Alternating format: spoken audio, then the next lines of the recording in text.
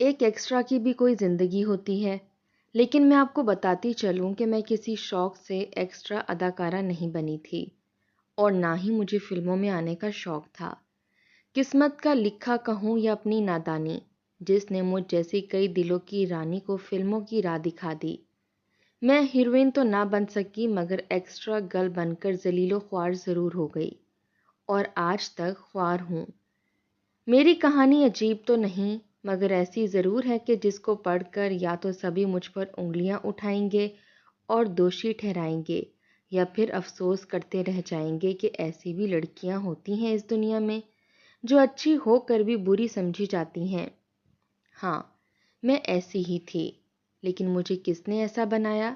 یا میں پیدائشی ایک آزاد پنچھی جیسی روح لے کر پیدا ہوئی تھی؟ یہ سچ ہے کہ کچھ تو انسان کی اپنی فطرت ہوتی ہے، لیکن زیادہ تر ماحول اور حالات بھی اسے کسی پیچیدہ راستے کا مسافر بنا دیا کرتے ہیں۔ سو میں بھی حالات سے مجبور ہو کر فلموں میں مستقبل ڈھونڈنے نکلی، تو ایکسٹرا ہو کر رہ گئی، اور آج میرا حال پوچھنے والا کوئی نہیں، میری کوئی باعزت پہچان نہیں۔ تبھی کہتی ہوں کہ ہر لڑکی کو سوچ سمجھ کر اپنے لیے کسی سمت میں قدم آگے بڑھانا چاہیے۔ یہ ان دنوں کی بات ہے جب ہم لاہور میں اس جگہ رہتے تھے جہاں سے ایک مشہور فلم اسٹوڈیو بہت نزدیک تھا، لیکن میرا دھیان کبھی اس طرف نہیں گیا۔ پاپا کا اچھا خاصا کاروبار تھا، روپے پیسے کی کمی نہ تھی، کمی تھی تو صرف ماں کے پیار کی، جو مجھے 4 برس کی عمر میں چھوڑ کر اس دنیا سے چلی گئی تھی۔ شاید یہی کمی تھی جس نے میری شخصیت میں کھوکھلا پن پیدا کر دیا تھا، ایک بڑے خلا کو جنم دیا تھا۔ پاپا بھی مجھ سے اسی باعث بہت پیار کرتے تھے کہ میری ماں نہیں تھی، بہت لاڈ کرتے تھے، مجھ پر کوئی پابندی نہ تھی۔ ایک خاندانی ملازمہ نے میری پرورش کی تھی، مگر وہ ملازمہ تو صرف میری خدمت ہی کر سکتی تھی، وہ مجھے کوئی حکم تو دے نہیں سکتی تھی۔ پاپا کہتے تھے مجھے اپنی بیٹی پر مکمل اعتماد ہے، اور میں باپ اور آنا بی بی کے اعتماد کی آڑ میں ہر سوچ و فکر سے آزاد اڑی پھرا کرتی تھی۔ جب میری عمر 16 برس کی ہو گئی تو میری ملاقات سرفراز سے ہوئی۔ وہ ایک دلچسپ اور ہر وقت ہنسانے والا نوجوان تھا، انجینئرنگ کا طالب علم تھا۔ اس سے قبل ندیم میری زندگی میں آ چکا تھا، جو ہمارے ایک پڑوسی کا بیٹا تھا۔ یہ میری پہلی محبت تھی، مگر نہایت نادان عمر کی، کہ جس محبت کا کوئی سر پیر نہ تھا۔ ہم دونوں ایک دوسرے کو دور سے دیکھ کر مسکراتے، وہ میری طرف پھول پھینکتا تو میں اس پھول کی پتیاں مٹھی میں بھر کر اس کی جانب اچھال دیتی۔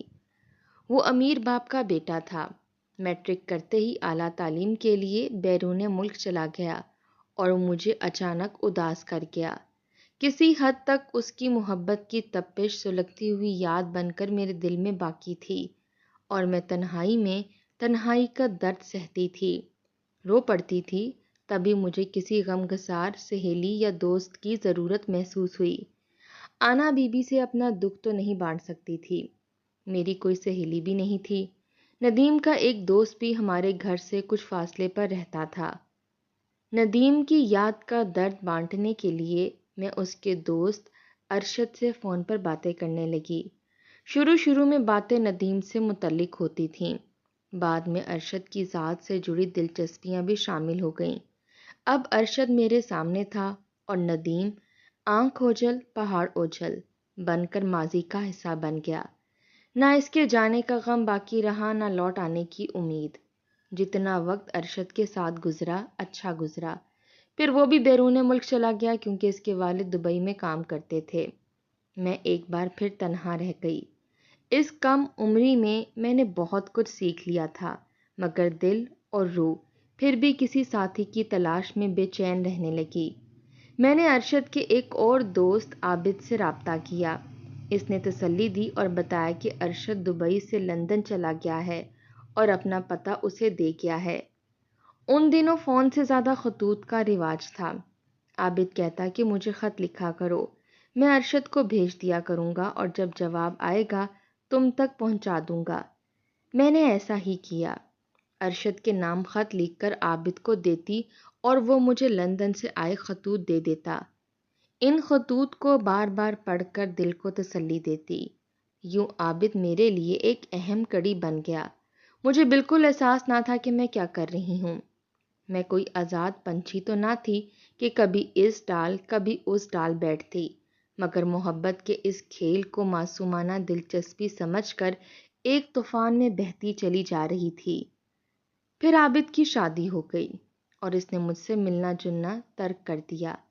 میں اس خاموش جدائی کا سوگ منا ہی رہی تھی کہ ایک دن پاپا نے بتایا کہ ان کے ایک قریبی دوست کا بیٹا بابر ملتان سے لاہور آ رہا ہے اور کچھ عرصہ ہمارے ہاں قیام کرے گا۔ ہمارا گھر بڑا تھا اور کئی کمرے خالی پڑے تھے۔ پاپا نے بابر کے لیے مہمان خانہ تیار کروا دیا۔ شروع میں اس اجنبی مہمان سے دور رہی، مگر وقت کے ساتھ اجنبیت کم ہونے لگی۔ آنا بی بی کا انتقال ہو چکا تھا۔ پاپا نے پھوپھی کو بلا لیا تھا جو اپنے کمرے میں ہی رہتی تھیں۔ پاپا کاروبار میں مصروف رہتے، نوکر اپنے کاموں میں، اور گھر ایک سناٹے میں ڈوبا رہتا۔ بوریت مٹانے کو میں بابر کے کمرے میں جا بیٹھی، باتیں کرنے کی کوشش کرتی، مگر وہ سنجیدہ طبیعت کا انسان تھا، اس کا دھیان پڑھائی میں رہتا۔ تاہم میں نے رفتہ رفتہ اسے اپنی طرف متوجہ کر ہی لیا۔ جانے اس میں کیا خاص بات تھی کہ میرے دل میں اس کے لیے جو مقام بنا وہ باقی سب سے مختلف اور منفرد تھا۔ اگر وہ آنے میں دیر کرتا تو میں بے چینی سے اس کی منتظر ہوتی، اور اگر کسی بات پر ناراض ہو جاتا تو بکھلا جاتی۔ آج تک میں ہی دوسروں پر روب جماتی، غصہ کرتی اور لوگ مجھے مناتے تھے، لیکن بابر کو میں مناتی تھی۔ آج جب میں بابر کا موازنہ ان تمام لڑکوں سے کرتی ہوں جو میری زندگی میں آئے تو وہ سب مجھے غیر سنجیدہ، سطحی اور کمزور لگتے ہیں۔ وقت کے ساتھ ساتھ بابر کی محبت میرے وجود میں دوڑتے ہوئے خون کی مانند شامل ہو گئی۔ میں نے کبھی خود سے اٹھ کر پانی تک نہ پیا تھا، مگر بابر کی شرافت نے مجھے اس کی کنیز بنا دیا۔ میں اس کے کمرے کی بکھری ہوئی کتابوں کو سجاتی، اس کے بستر کی چادر درست کرتی۔ وہ کالج سے آتا تو میں خود چائے بنا کر اسے دیتی۔ وقت گزرتا گیا اور میں بابر کی آرزو میں جینے لگی۔ میری ایک عادت بہت بری تھی۔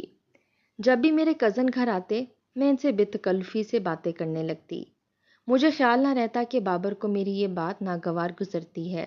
وہ ناراض ہو جاتا، غصہ کرتا۔ میں کہتی کہ بھائی رشتے دار ہیں، ان سے بات کرنے میں کیا حرج ہے۔ وہ سمجھاتا کہ ہر کسی سے بے تکلف ہو جانا اچھا نہیں ہوتا، لڑکوں سے فاصلہ رکھنا چاہیے، کسی کو تمہارے بارے میں غلط فہمی ہو سکتی ہے۔ میری سمجھ میں نہ آتا کہ وہ ایسا کیوں کہتا ہے، اور اس کی سمجھ میں نہ آتا کہ میں ایسا کیوں کرتی ہوں۔ میں اسے سمجھاتی کہ بچپن میں میری ماں وفات پا گئی، نوکرانی کے سہارے پلی بڑی، کسی نے کبھی مجھ پر کوئی روک ٹوک نہیں کی، اس لیے مجھے ٹوکنا برا لگتا ہے۔ آخر کسی سے بات کر لینے میں کیا برائی ہے، میرا دل تو صاف ہے۔ وہ کہتا نسرین تم ایک لڑکی ہو، اور لڑکیوں کا یوں بے باک ہو جانا ان کے حق میں اچھا نہیں ہوتا۔ مجھے دیکھو، میں تم سے ایک حد میں رہ کر بات کرتا ہوں نا، تم بھی ایسا ہی کیا کرو۔ تم تو جب کسی سے باتوں میں محو ہو جاتی ہو تو اپنے سراپے سے بھی بے خبر ہو جاتی ہو۔ تمہیں یہ بھی معلوم نہیں ہوتا کہ تمہارا دوپٹہ کہاں ہے۔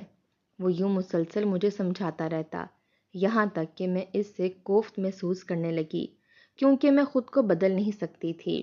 مجھے لگنے لگا کہ وہ مجھ پر حکومت کرنا چاہتا ہے، ہر وقت اپنی مرضی تھوپنا چاہتا ہے، اور یہی بات مجھے کسی کی بھی کبھی پسند نہیں آئی۔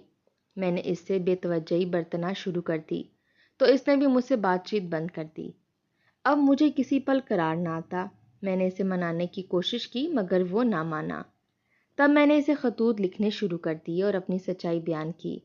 میں نے لکھا کہ ندیم، سرفراز، ارشد، عابد یہ سب میری زندگی میں آئے، مگر میری ان سے صرف خیالی پاکیزہ محبت تھی۔ ماں کی شفقت کی کمی نے میرے اندر ایک خلا پیدا کر دیا تھا، اور میں نے روحانی سہارے تلاش کیے کہ دل میں کبھی کوئی میل، برائی یا بدنیتی نہیں تھی۔ ان سے باتیں کر کے خوشی ملتی تھی، مگر میرے دل کا خلا کبھی نہ بھر سکا۔ یہ میری زندگی کی سب سے بڑی بھول تھی۔ میں سمجھ رہی تھی کہ میری سچائی بابر کے دل پر اثر کرے گی، مگر اس پر کوئی اثر نہ ہوا۔ وہ اب بھی یہی کہتا رہا کہ ہر لڑکے سے بے تکلف ہو کر بات کرنا معیوب بات ہے۔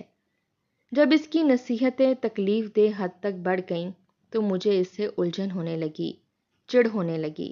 میں سوچنے لگی کہ میں کوئی بری لڑکی نہیں، جبکہ بابر ایک شکی مزاج اور تنگ نظر انسان ہے۔ ایسا انسان کبھی کسی کو خوش نہیں دیکھ سکتا۔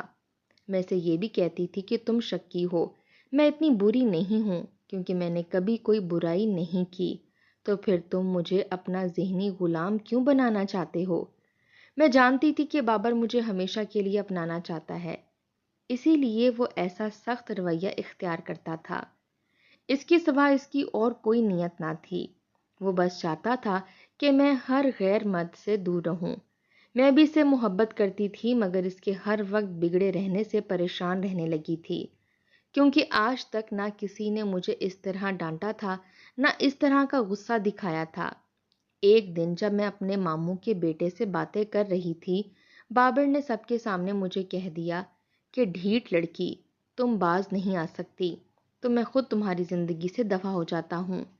تم کبھی کسی ایک کی ہو کر نہیں رہ سکتی، تمہاری ذات پر یقین کرنا اپنے آپ کو برباد کرنا ہے۔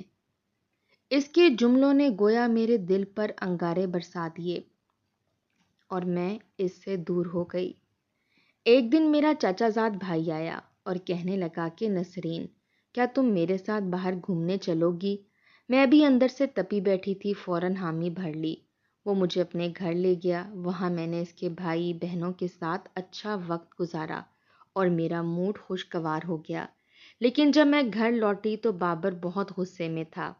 اس نے غصے سے مجھے دیکھا اور کہا کہ تم تو تماشا بن گئی ہو۔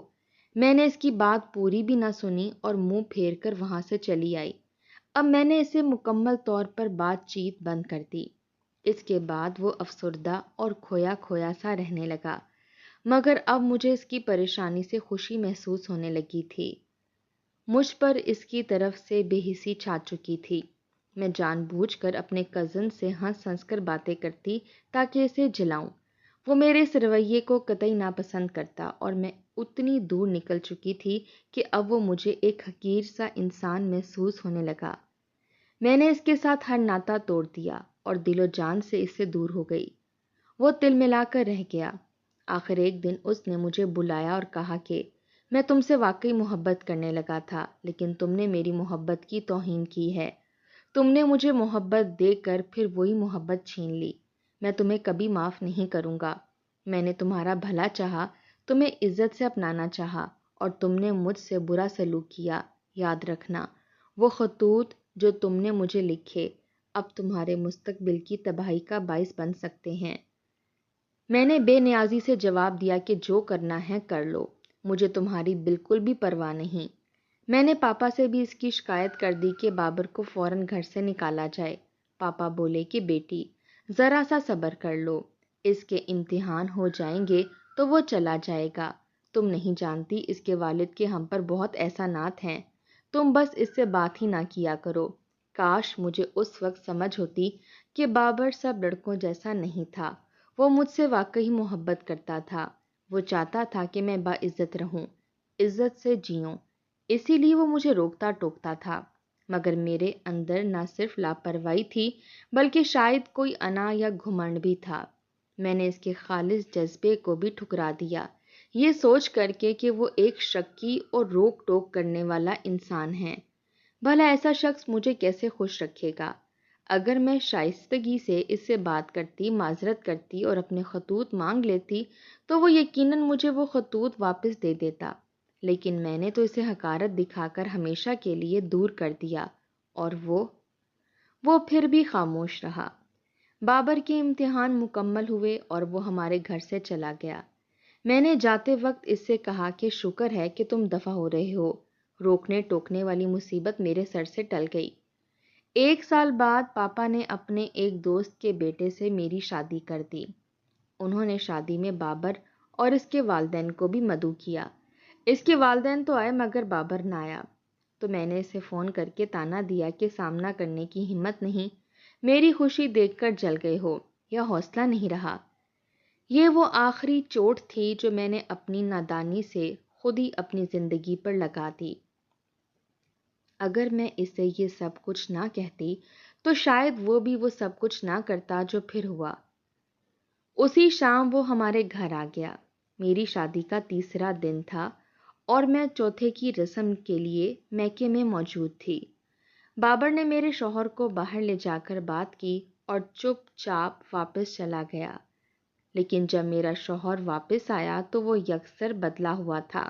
آتے ہی اس نے مجھ سے سوال کیا کہ دلہن بیگم، یہ سرفراز، ندیم، ارشد اور عابد کون ہیں؟ اور بابر تمہارا کیا لگتا تھا؟ تم اب تک کتنے لڑکوں سے محبت کر چکی ہو، چاہے وہ محبت پاکیزہ ہی کیوں نہ ہو، مگر اس کا گواہ کون ہے اور کون یقین کرے گا؟ یہ سن کر میرے ہوش اڑ گئے، زبان گنگ ہو گئی، کچھ سمجھ نہ آیا کہ کیا جواب دوں۔ میں بس اتنا کہہ سکی تو آخر بابر نے وہ خطوط دکھا ہی دیے، حالانکہ میں نے اسے ایسا کم ظرف نہیں سمجھا تھا۔ یہ سن کر فہیم اور بھی بھڑک اٹھا۔ اس نے کہا، ہاں، اور یہ رہے تمہارے کارناموں کی دستاویزات۔ یہ کہہ کر اس نے وہ خطوط میرے منہ پر دے مارے۔ اس کے بعد وہ لاہور سے سیالکوٹ چلا گیا اور میری زندگی اجڑ کر رہ گئی۔